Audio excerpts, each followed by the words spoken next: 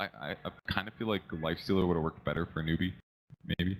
They can always go back to OD unless it gets banned out right now. Sniper ban. Is that even going to be survivable enough? I think it's good enough to protect the Luna. I think the Luna's the one you're worried about the most, just because she seems super, super fragile.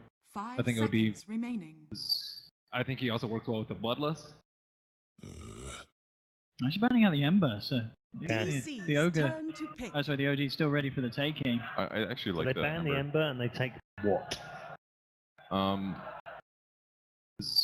I think he also works well with the Bloodless. Because the catch on NEWBEE is still a bit weak. Oh, actually banning out the Ember, so They Ogre. such good gap Oh, flows sorry, the OD is still and ready for burst the damage, and taking. so many different I actually forms. like They that. ban the Ember and they take land an arrow. what? They can do center stun. They can do like Lifestealer has so many delivery mechanisms. I think he also works well with the Bloodless. Because the catch on NEWBEE is Could still this a bit be weak. a game where they're He's banning out the Ember? They The have Ogre. such good gap Oh, flows. sorry, the OD. and don't know if that's so good against Quaff. Or do you still prefer the OD idea? I still like Ah, it. yes. Oh. I love it. Okay. A bit of action from SCCC. He's a showman on this hero, but so's we on the quad. Absolutely, this is going to be a fantastic fifth and final game. Ladies and gentlemen, hold on to your seats because game 5 of 5 is about to begin. Let's go back to our commentary team. Capitalist and Toby One, it's all yours. This started as a 3-day event, and as we have now crossed over midnight, we can say you got a bonus. You got the 4th day Digital Chaos going up against NEWBEE. It all comes down to this Capitalist, and what a run it's been. It's been an amazing series so far. A game 5. I don't actually know where to call this draft, and I think that's probably for the best at this point. You actually, Toby, you said Templar Assassin last pick for NEWBEE, and when you said it, I was like, I'm with you. TA's good versus Lifestealer. It's probably one of the better matchups against Mirana as well. It can deal with the Shatter Demon gank somewhat. And I also think the Queen of Pain was a strong last pick for Digital Chaos. It's a carrier, it's a vehicle for that Lifestealer. It's a nice aggressive tempo controller. DC are definitely going to be playing very, very fast this game. And NEWBEE are going to be a little bit slower. They have both the TA and the Luna, who needs some farm buildup, and the Sand King, who also needs his Blink Dagger. DC have this Centaur ultimate that gets for, he just gets level 6. He doesn't actually need something there.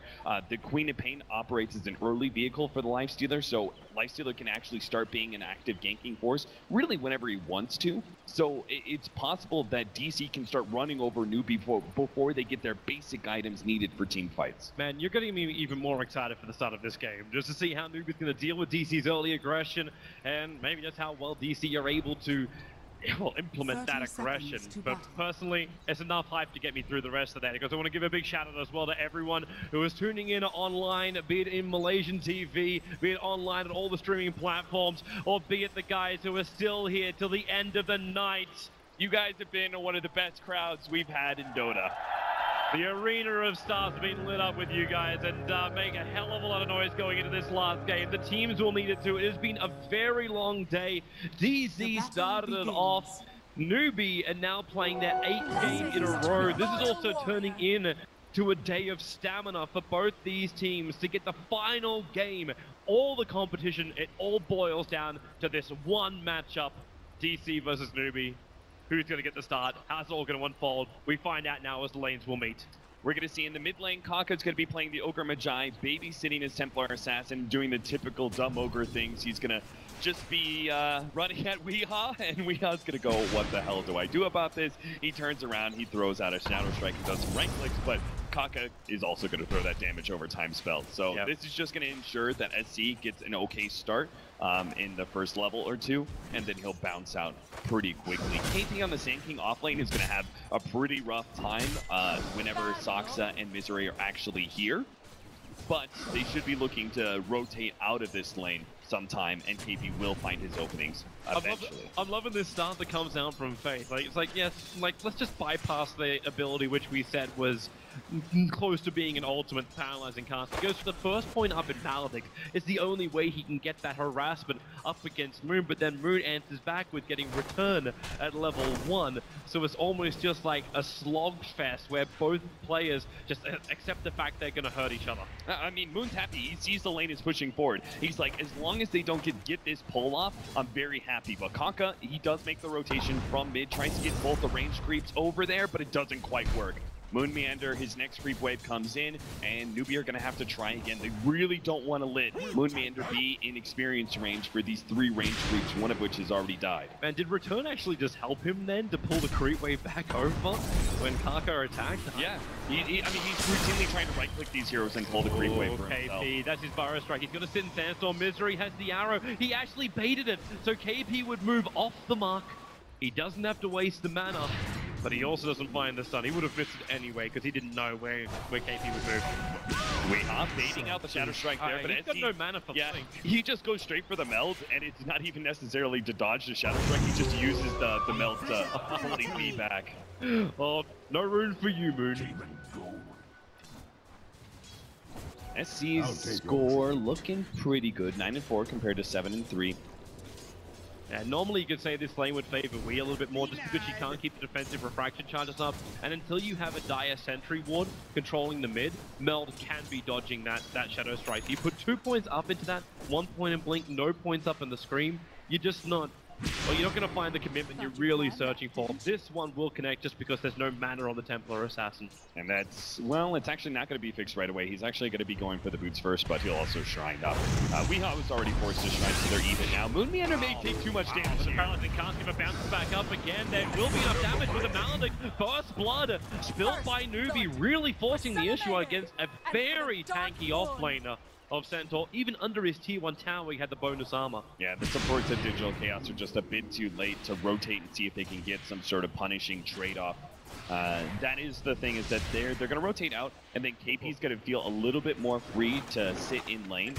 What the supports wanted to do is establish just enough control that Lifestealer gets a 1 or 2 level lead on the Sand King, and then he won't be bothered. He has like enough, especially if he gets the early phase boots, he has enough to zone KP by himself. He knows he's fine. He knows he's fine. Thanks to that Observer Ward that's sitting just a little bit north of the mid lane, he saw the rotation of the SD. Didn't see the Marana as well behind, but it was just enough that the Ogre of Kaka was able to just to give enough support that he felt safe. Here comes the smoke.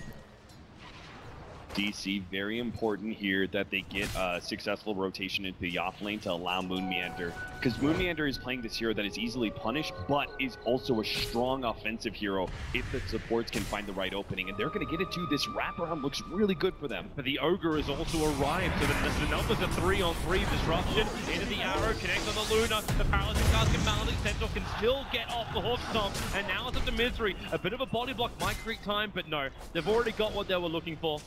Look at this, mid lane, KP is actually, despite he knows he has this 1v1, especially if the supports now showing themselves upon him, he tries to rotate on the Wii, and this may be the perfect time. We knew all about this. He hadn't observed what he knew SK was behind, but because he's done so much damage to the TA, there's just no way they could find the kill on Weehaw. He dealt with the situation before it even happened. Yeah, CS just wasn't quite good enough for him to be able to get the bottle by now, and he has to run all the way back to base. That's a pretty rough slowdown. He has to actually spend some of his money now. Instead, he's going to buy up the Ring of Aquila and a TP scroll, head back to lane and see if he can challenge Weehaw some more. But Weehaw and Moon Meander have both been showing a lot of strength in the laning phase. It's been a big advantage for them to be able to set themselves off on the right foot. KP, meanwhile, has been playing a Sandstorm game against Resolution. He is okay. Well, I was waiting for him to say he's in trouble, but Misery didn't look to combo the arrow. They probably didn't have enough damage anyway, so Misery uses the arrow to farm instead. The range creep was also in the way. I think SC knew that the Marana was on the right-hand side behind him, so he positioned himself where the range creep would most likely be a problem for the Marana to work around. But you're also right, they didn't have the damage. Much better for Misery to use this mana Spoil that shot. to continue to build up levels for himself. Yeah, he's going to be a lot happier with the start of this game compared to his bounty of the game before. Even if it's not like heavy influence, you still know that this Marana is able to get a lot of farm just with the way the mechanic arrow works, that instant kill onto the neutrals.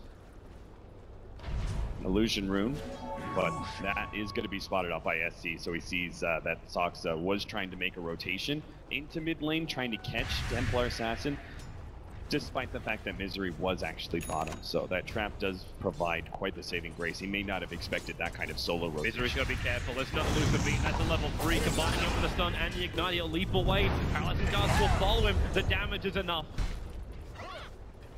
That's a level 2 Ignite burn on the Mirana, and now maybe a little bit of disruption. U9 does have a little small path to get out of this, but more TP support is on the way. It's Resolution, open wounds. He wants to kill over on Luna, and he's gonna get it. Moon's already looking at the next target. He doesn't have his level 6 just yet. Makaka TP out, and then checking the wrong side of the trees. This Lifestealer is just going to get so far ahead. He already had somewhat of a CS advantage over the Luna, That but mid now lane. getting that kill. SC with a lead to the Starfall, the damage, Sonic moves another. SC still pops enough damage to die. They cancel the secondary TP in, and then just leave U9 to soak up the mid. U9, he needs to be able to get some sort of... They've kept these supports at bottom lane so much because the Centaur is this constant threat and you want to be able to keep him out of experience range. But then they've also dealt with the aggression of the Shadow Demon and the Mirana rotating into this lane, so they've always had to soak a lot of the experience away from this Luna. So as a result, she's still not level 6, just a little bit shy. Are they going to go again? Disruption? Not really. This is just under the tower causing SC some headaches. Resolution really wants to commit to this. Like, he actually has to wait for the meld to wear off because they just don't have any reveal. So they need to bait the meld out of SC. Kaka and KP. KP, I think they need Kaka to help him out. He needs to be able to find some more space. Because, again, I think this Blink Dagger is... Oh, wow. This is just looking almost too easy. Resolution. Open wounds will now trigger. Paralyzing cast. There's still no rage being triggered by Resolution. Now he's going to do it. Chasing after U9. SC's right behind him. There's no meld for him. But you have the Moonlight Shadow up, so DC get in and out. And they're even using this time to get a nice aggressive Observer Ward planted in behind the T1 tower. So you know that's exactly where DC want to look for the next target. Over to Ogre in the tree lines. A blink in from Weeha. Body blocking out Kaka. He can't just walk away, but Weeha taking too much damage from the tower. Defensive disruption. There's a buy some space, but SC's already there for Weeha. No, they went on the illusion. The paralyzing cast bounce up. Will it come back down again? Weeha, 2 seconds. 1 second, no blink. He's away to the other side of the river. Oh, the Eclipse and just they got have up a too. Misery with his sleep away. He dodges the ulti of Luna. Oh man, DC, they're playing this fast and they're not being punished by NEWBEE at all. NEWBEE just failed to be able to get both of those kills, and big time ultimates being used as well. Middle tower is under attack. Oh boy. This is pretty rough. Then again, we're expecting this, right? DC, they're naturally going to be able to take, I think, a little bit more of a laning phase advantage. Their rotations are going to be stronger earlier on. NEWBEE, they know they're going to be very much exposed, especially as we start getting into that 15-minute marker, which is where I think the Sand King Blink Dagger is very important. The faster KP can get this, they can start punishing Digital Chaos's aggressive maneuvers around the map. They need to have more space. When you got a Centaur running at you, you're still going to respect the level of damage that Moon can throw at you. And while he's doing that, he's also looking down to the bottom lane. Like, what do? Do you try and help him out? That tier 1 tower has been slowly chipped away by Resolution. We're 10 minutes in, but are you really wanting to commit to a fight? Weeha's keeping a lot of attention on the middle lane to try and also help out SC. There's a lot of open wounds that NEWBEE have to try and patch up. Oh man, KP has actually chosen a 3-2-0-6 build. So he actually is going to be, he went for the epicenter because I think they thought with Kaka's rotation, if he hits the Burrow Strike and then the follow-up stun, he'd be able to get off the epicenter and maybe that'd be enough to kill Centaur, but Centaur already has 1200 HP and a cloak, and he knows about this rotation from Kaka thanks to their deep well that they have. And they know about U9, they still know he doesn't have Eclipse available, so they bring in the SD. There's more support arriving in the form of Misery. All he's got to do is just do a skimming arrow over the top of the tree line, and he's probably going to find him, and actually now the Sentry Ward gets discovered. So they've lost that vision on the other side of the hill, but will they still find the arrow? It's only going to take out the catapult. They're practically touching. Yep. So close. You could sniff the Centaur's tail from this range with KP. Does he want a Burrow Strike in? 16 seconds until Eclipse is up, but Weeha with a double damage rune is still attacking into the mid tower. Resolution has taken out the bottom. NEWBEE, they want this fight, but they just can't have it. No matter how much you want it, you can't have it. Radiant's middle NEWBEE tower just gave has up a fallen. mid-tier 1 because of that. They gave up 2. They lost the bottom as well. Yeah, that was... And maybe now they even lose Kaka with the open wounds. We have the double damage. If he needs to commit the Sonic Wave, he can also do so, but it's not really required. Kaka will fall. Resolution will claim it. But now in comes Faith. No Rage to Babel. They start with the Maledict. They don't really want to throw out the casters yet, but you've got Moonlight Shadow. So Resolution hides an Invis. Where's your detection? His open wounds onto U9. Rage is off cooldown. He's got Infest with a blink forward of Weeha. U9 is ticking out. Wait, He'll be what? alive on 40 HP. They didn't finish the job. The Luna will be able to survive. Maybe with the arrow flying in, it's going to connect on Faith, but there's no follow-up to this. Weeha's a little bit too far away. Man, Weeha has his Sonic Wave Top too. lane, Kaka, yeah, initiated on. There's a lot of Centaurs running his way. That's thanks to the SD. KP will arrive as well. They're being swarmed on. Misery's looking for another target. The arrow flies. KP can got him.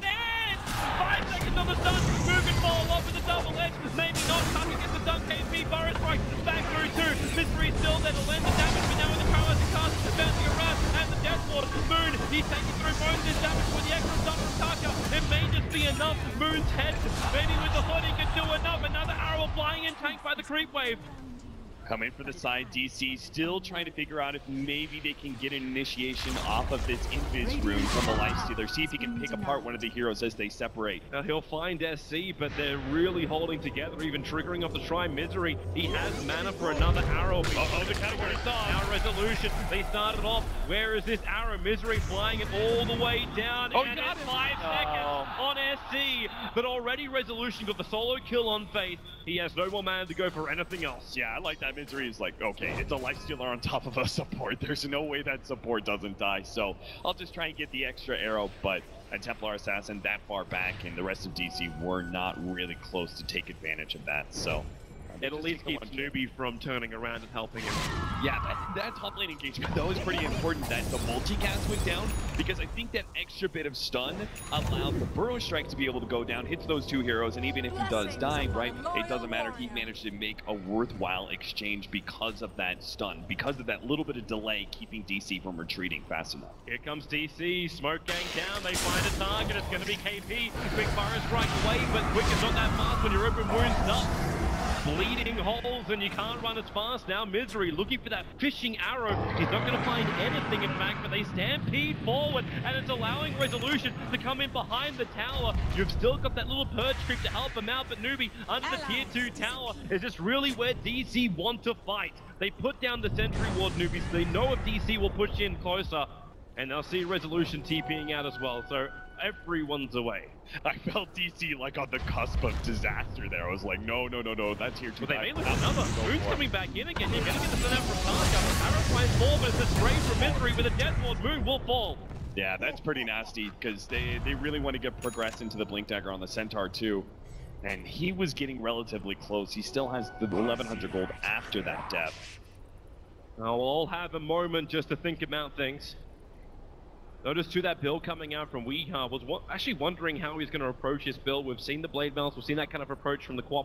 He's actually going directly into Aghanim Scepter on this Queen of Pain. Yeah, I actually mentioned this one to Blitz. I felt like the Aghanim Scepter, in my experience, the Aghanim Scepter just feels like a very solid, consistent build for Queen of Pains right now. Because the Aghanim Scepter allows you to be able to have this really low cooldown. You're able to just blow ultimates to push through waves. And this will speed up your farm and naturally your experience as well. So we're talking about a Queen of Pain that is more late game oriented. So as such, this farming tool of the Aghanim Scepter, I think is really quite good. These earlier blade mails and such, I think they're very much hit or miss. I think the same goes with the Orchid. You're naturally going to build with the Orchid later on, absolutely. But I think the Axe kind of serves as making sure the Queen of Pain will absolutely hit certain timings going 25 and 35 minutes. Yeah, and even that combination which you look for with the Octarine, Blade Mail, and her extra talent buff up, like, you can still build into this later, so it's fine. Echo Saber is now completed over on the Lifestealer, and his next target will be into the Assault Cuirass for Digital Chaos. No Tessellator. Yeah, not even just the casual Blight. That's what I was wondering before. Like, Resolution was slowly chipping away at those towers. If he just had a little bit more negative armor to help you, maybe that would have been faster. Oh, did he not have it earlier? No. No, he's actually complete. Unless I saw him pick it up, and then didn't see him pick it up and then sell it. See, KP has 1,200 gold, so he's sitting about the same when it comes to the Centaur. Oh, hey, there's a lot of fans on both sides right here, all right? We're a very, maybe online, but we're a not very in this venue, apparently. We're a very welcoming group.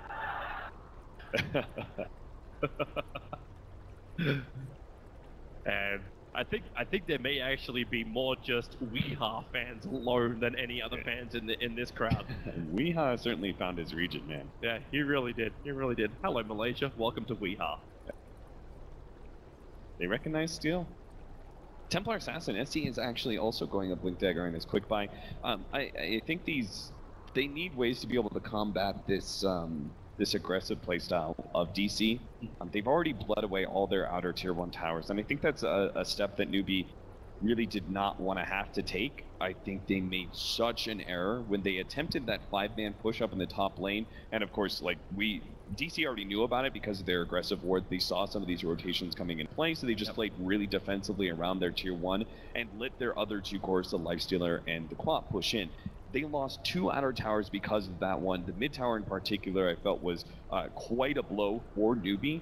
And because of that, I think NEWBEE has to struggle really hard to pick up these early game items that let them contest DC, because they can't afford to lose tier 2s this early on to the game. At the same time, you could also just put it down to the fact that SC has so much confidence in his Templar Assassin. We saw him actually go a very similar build earlier on the tournament, because he's just so aggressive and believes he can find these kills with the TA. Yeah, absolutely. I mean, he's proven time after time that some of these more mobile heroes, that he's able to abuse positioning really well. His Templar Assassin and Queen of Pain stand out for that exact reason. And if they can get both those Blink Daggers up, KP as well as SC are just going to go ham and create more space for the Luna. A hero which we've seen mainly bring games back. I think MP is probably going to be the best example you can look at for that one.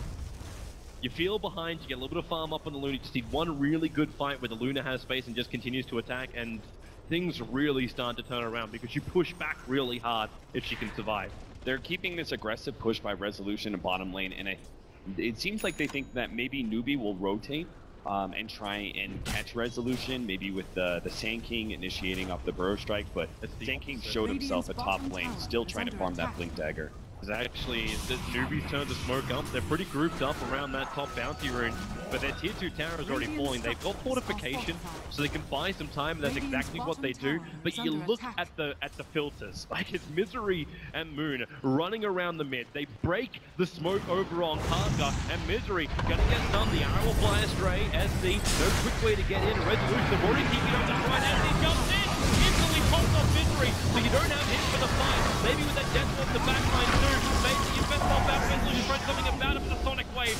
Finally, it's DC getting the upper hand with the Eclipse from Moon Knight. He wants Resolution, but Moon is taking too much of it. With the exit from KP, the effect is negligible, and KP's on the run with the open wounds. Burrow Strikes off cooldown, but he still has to run harder than this. He doesn't have maneuverability. He doesn't have mana. He can't even Sandstorm to try and hide from them all because he knows to be brought out of it, and that is in. A triple kill for Resolution, walking around at almost no life.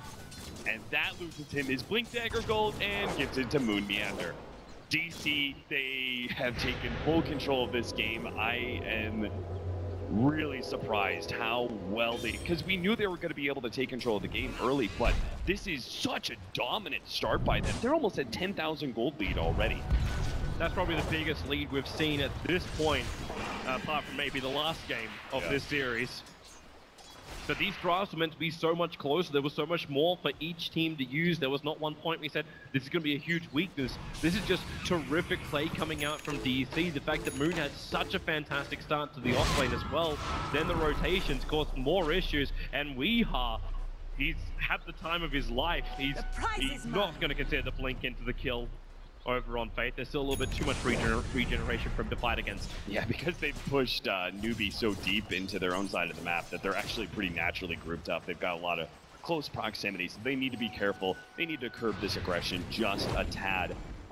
one of the big things is that NEWBEE, it's not like NEWBEE is going to be able to hit these amazing timings as they go later on to the game either, because DC's lineup is not bad versus Luna. They have in particular one of the best support counters to Luna in Shadow Demon. We saw in that last fight actually, the way that Eclipse was tanked up by the Luna illusions, and Luna actually dropped quite low because of the physical damage coming out from the Shadow Demon illusions, and that just gets worse over time too.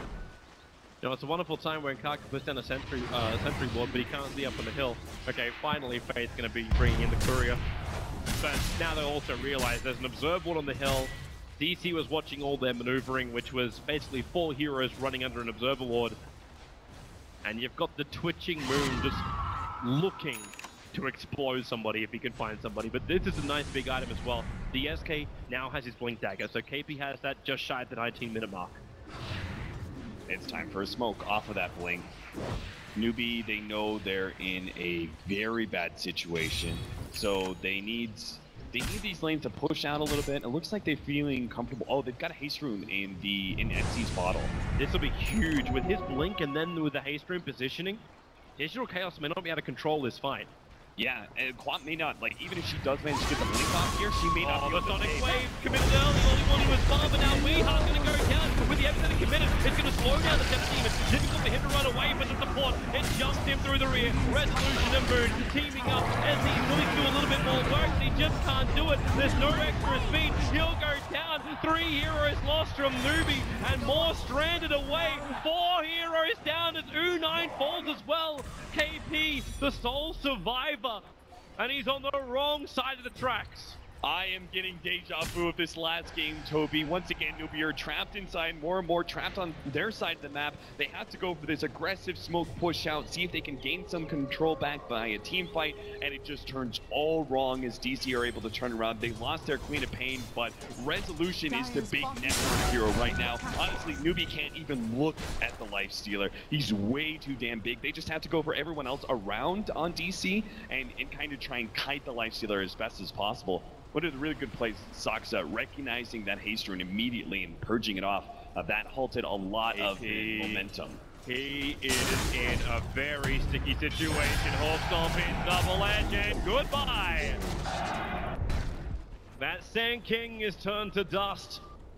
And Digital Chaos, a 1 man up for a 25 more seconds, can push towards the tier 2 towers. Yeah, I mean, NEWBEE are just feeling like they have to go for these desperate sort of situations. That's why Sand King does something like that. He pushes out this lane super aggressively, thinking, you know, I need to be able to I need to buy my team some space. I need to be able to push this out and dodge this gank and be able to find Luna and Templar Assassin places to be able to farm. But it just naturally has the inherent risk that you're going to get caught by the Centaur. Well, you do have that space for Luna, and DC are willingly giving it to her. That's because they're also looking towards the top lane. The infest into Moon. And they look for their target, and where they're going, they actually pop down the bottom lane. Yeah, this is... But it's only good like if they can find U9, and well, it's good. They found U9. Hooks on forward to pop it out, and goodbye, Luna. It was meant to be your farm. He buys up as much of the Hurricane Pike as he possibly can. Man, I was going to say that rotation up to the top lane. I was like, oh, look at all this space that U9 has. And immediately the Infest Centaur rotation. DC just keeping up the pressure at all times. The only one who is progressing in some farm, though, is SC. His Desolator will be a big addition, but the cost is so much. Like, the cost is so much to get to it. Like, yeah, you're using Witch Doctor, Ogre, and SK to all babysit SC, so we can farm the Ancients and the two small cans. And look at, like, Centaur is super tanky at this point in time. He has Hood of Defiance as well as Vanguard. Is about to actually finish up a Crimson, and Lifestealer is still even with the Desolator. Normally TA is supposed to be able to challenge Lifestealer. I'm not sure if you can, thanks to this early AC pickup. Yep. So with AC and Crimson, good luck. It's the best way to say it. Even Witch Doctor's like, I got a level 1 with Death Ward. This is gonna basically hit like feathers. Yeah, I think they actually have to dodge DC and maybe use this Desolator to quickly push out waves and try and challenge some of the outer towers. But DC's coming to challenge them. Yeah, they are. Like, I'm waiting for the blind arrow now from Misery. I say blind, there's still so much vision up from DC. And the 5-second stun, it connects over on Kanka. They're not close enough to instantly jump in. There's a really good position from KP. Actually, no, the Shadow Poison. Now from SD, trying to keep that vision over on the SK, and they're able to do it. That's why the Stampede forward commits the Sonic Wave with a bigger one. Disruption as well. NEWBEE are trying to bail, but as the Witch Doctor to fall too, maybe more. Who knows? SD is still in the neighborhood. Carson with the TP. Eclipse will pop off, but Moon will take the whole enchilada. Does he have enough life to survive? Of course he does. Maybe not with the paralyzing Carson. Down into the death ward. The damage is finally being done by NEWBEE, but is it too little too late? They're going to be able to get this extra kill into the support, just the cherry on top. The buyback does barely manage to save that fight for them, but NEWBEE are going to still be disappointed. They really wanted to keep the Luna alive, turn that into a Roshan attempt. It looks like without the Luna, they're still going to go for it. And this is kind of like NEWBEE knows. NEWBEE knows the arrow will fly in. They'll connect over on Kaka. It's better him than SC at this point. They have a bit of a look. Resolution will run in. They want to try and focus him. A great burrow strike, catching out both Piranha as well as we. We will jump in. Misery actually caught up on the hillside. TA will give some extra vision with that trap, allowing SC to find that last little pop. But now he's also being chased down. Resolution commits the only SC trying to hide. With the epicenter, he's able to get a couple. You've still got Roshan up. Templar Assassin has buyback. Is it going to be worth it to finish the job? I'll take your tribute. No, I think they definitely got to be just... they have to sit back on this one. They don't have the Eclipse on the Luna. Just because she's alive doesn't all of a sudden grant you strength to be able to contest this. So, unfortunately, if only the buyback could have kept the Luna alive. Oh no, Ogre, clap yourself to freedom. Oh boy. SD Disruption will make this difficult. The paralyzing cast is still going to fly out, but now in space, he came in to help his teammate, and all he'll end up doing is dying. The Coconut isn't that strong, so he'll fall. And Digital Chaos picking up an extra 2, and you know what KP wants to do. He's looking for it. He is looking for it. With the TA trap, he's got the information to do it.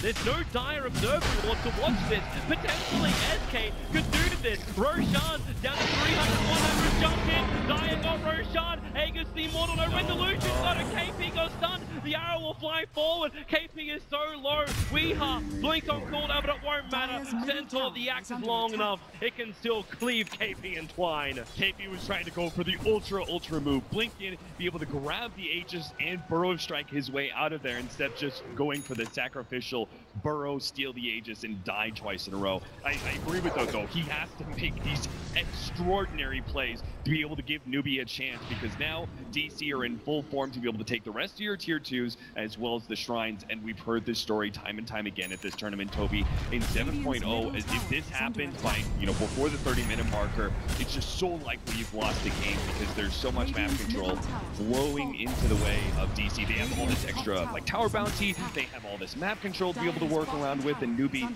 they have the cores that still need a lot of build-up, and they're just not going to be able to have the space to find it. It's going to take a miracle or a throw. That's basically what we're looking at right now. And if they can create as much space as they possibly can, at least Luna is finding her farm on the other side of the map as the safest place to be, which is the dire side of the jungle, where DC don't want to be. They took out the tier 2 tower. Here goes your first shrine. And more items are going to start to flow in. Everyone's rolling in the money. That courier from the dire side flying out, it's got Desolator, 4-star, extra 1k items, a gem of true sight. It's more loaded than the Ogre Magi. Unahan feels so uncomfortable with the pressure that he felt earlier from Moon Meander Resolution that he didn't even really want to show himself too much in that bottom lane. He just was kind of taking the jungle. He's even right now using the Alpha Wolf to be able to push down the tier 1 tower because he can't risk his hero being caught. Yep. It's almost managed to get it too, Moon. Oh, Battle of the Denial. The other shrine's going down, so the Battle of the Alpha Wolf is probably more of the interesting thing. He's forced into a corner and actually, he did actually get it. So got the deny. Bail out and KP go deeper into the trees. DP away to safety, and Digital Chaos now push out the bottom lane to get momentum back. But SC is doing a good job up to the top lane, getting closer and closer towards that Hurricane Pike. Having the 4-star early on at least allows him to deal with the open wounds and all the slow positioning that keeps coming out from DC. Yeah, I was going to talk about, you know, oh, there's this upside of Luna being able to get the level 3 ultimate here in a little bit, but at the same time, Moon Meander's about to complete the pipe. That'll obviously mitigate the upgrade and damage pretty heavily, so. And I also love the early gen pickup as well. Nice. Dire's top tower is under Resolution attack. popping that range as KP trying to go for the Blink Burrow Strike. Just trying to delay them up and give SC more time to attack up on top, but it didn't work. So SC has to come down to the bottom lane to defend. He just has no other choice. The creep wave will still take out the T1 tower on top lane. That's one advantage. The arrow, nice stuff, pushing him away from the arrow, away from the initiation. With the Malistic over on Moon, they commit in the death ball. Moon takes some heavy damage here. That is a level 4 Maledict, but they hide under the cover of Moonlight Shadow. I like that early choice by Resolution to pop out. He recognized instantly that Moon Meander was in trouble, and he had to push back the heroes of NEWBEE in order to make sure that Moon Meander survived. Just like, you know, if they get like 2 or 3 more nukes in, maybe a big hit by the Templar Assassin, he may drop out. Resolution jumped in. There's not many friends nearby for him. Obviously, he's got the Aegis, maybe trying to soak up the Eclipse of Unai. Radiant's middle tower is under attack. But this is now becoming a siege situation from DC. I love all the mobility choices that NEWBEE have made. They need to kite Resolution, so they've got this Force Staff on the Ogre, as well as the Sand King, and then double Hurricane Pipes for Templar Assassin and Luna. You called them the kings of the high ground defense. With them, I mean, they'll be gods of the high ground defense if they can survive through this like 10-minute window where Digital Chaos are currently sitting on 20,000 gold and 15,000 experience. Man, they're just going to turn this entire thing into just like Force Staff somebody and then Hurricane Pipe them in even deeper, then Hurricane the Pipe even deeper than that, just to get them under the tier 4 towers. You almost start fountain hooking with all these Force Staffs. NEWBEE have to stay constantly grouped up, which does mean the Templar Assassin or the Luna are going to start suffering in farm because of it. I think U9 is the more important here when it comes to farm, because if he gets his Manta, they have ways to be able to split push better with less risk. That way you just throw illusions down lanes, and obviously there's no inherent risk to that one. Still got a little bit to go, and he's like, obviously with the buybacks, you're thinking about saving money, but man, it's not a recipe. Maybe they also understand that if you have to buy back on the Luna, you're probably losing this game. He needs to have those bigger items. Yeah, absolutely. The time for buybacks is kind of over. If you get stalled up in your progression and items now, I don't think there's much coming back into it. I mean, look at Resolution. This guy's shopping for a heart right now. He's got 3k gold, and he's thinking, yeah, I've got this AC. You know what would really make me unkillable? Just this gigantic raw increase in HP. He just switched. He just switched over to the Basher. Okay, it's the second right. you said that. It would make him unkillable. I was like, man, that is something else. I think Resolution was toying with the idea of like, oh, maybe I'll just be like this frontliner that bangs on the tier 3 towers, and because of the heart, I'm so tanky they can't go on me. But I think it's much better to go for the Basher. He's got this vehicle in Moon Meander who's tanky enough.